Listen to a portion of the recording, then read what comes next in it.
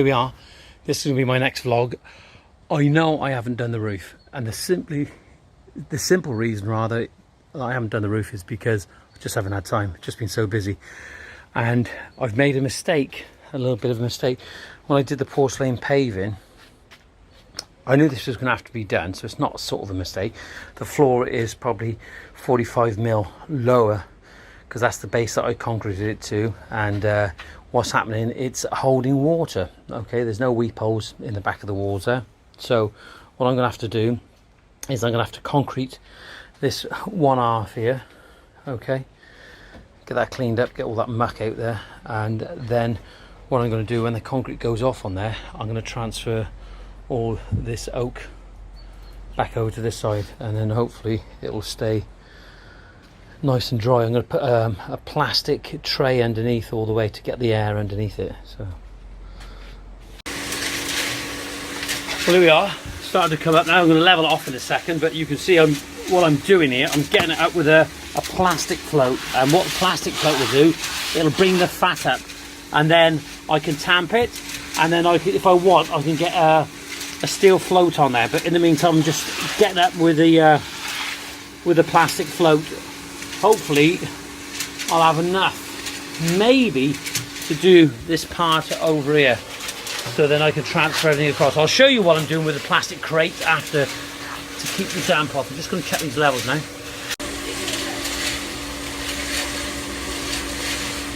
There you are. I've started to use a steel float now, and you can see the difference, and it's starting to seal it off. I've given it a tamp.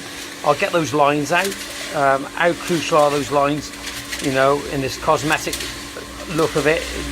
It doesn't really matter so much because I'm going to be putting steel crates. It's going to be covered in logs in here, so but we want a good finish if we can get it. Well, there, for those of you who think I never tamped it up, there we are. I've tamped it up to get all the air bubbles out. Then I'll go over with a plastic float, and then I'll finish it off with a steel float. It's a log store. It's not a...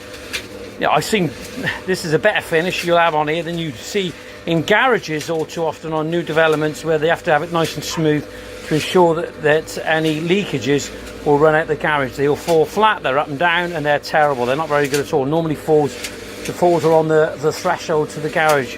So this is more than sufficient in this application.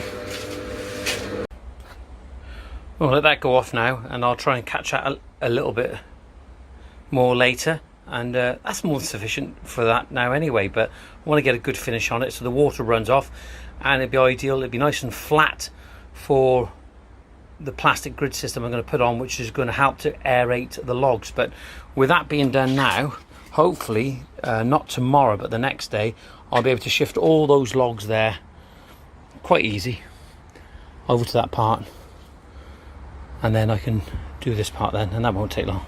Then the roof. Well, here we are. We've got the steam bender on,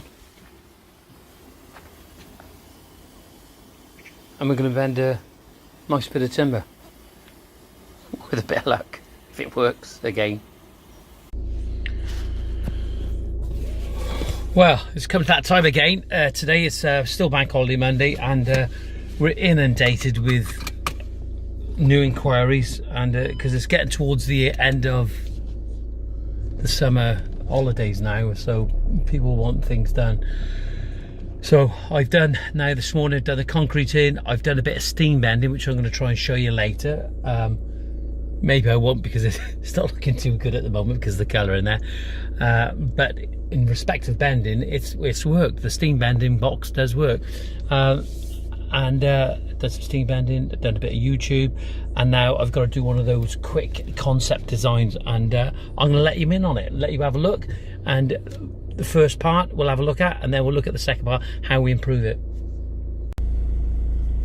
Just want to show you the gates there. Somebody made a comment about 4 years ago. They said that somebody down the bottom was a bit posh because they had electric gates. The reason I got electric gates is because it's security, and it's a must for everyone these days. Security is paramount. But certainly with these gates, I've done the daily grind for those. I've worked really hard, and it's not about being ostentatious, but if you can have a set of security gates, you have them looking nice. So please, when you look at it, don't think I'm posh, because I'm far from that. Oh, it's warm. Well, I've just pulled over now. I've just went and seen a customer, and they were really nice, and they've got a story to tell, and it hasn't gone too good for them in the past. They've had a bad experience with a contractor, and for me, that's one thing that I don't always get out. I just, I've been there. I understand that, when you've been caught, and it doesn't bode well, and it's quite upsetting to see, especially when they're nice people. Even if they're not nice people or not, it's not the way to go, and it's not good to see when you see people that have worked hard for their money and